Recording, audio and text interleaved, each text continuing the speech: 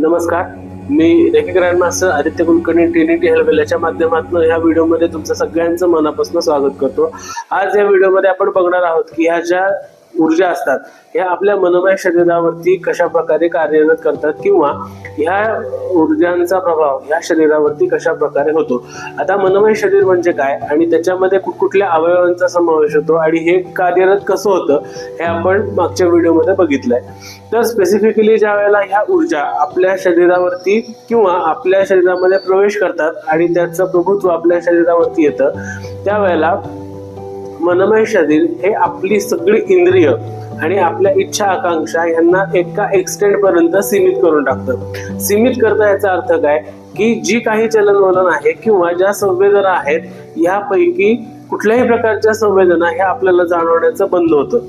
तर जर का ह्या संवेदना बंद झाल्या तर मग आपल्याला त्याची जाणीव कशी होणार?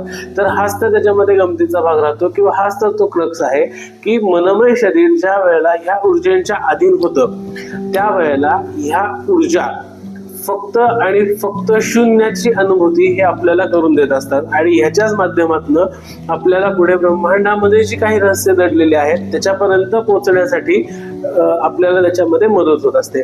ज्या वेळेला आपला मृत्यू होतो किंवा आपलं जे स्थूल शरीर आहे ते संपतं किंवा आपला मृत्यू होतो त्यावेळेला मात्र हे मनोमय शरीर आहे असं स्टेबल राहतं आणि त्याचा जो प्रवास असतो तो आपल्या सोल जर्नी बरोबर होत असतो।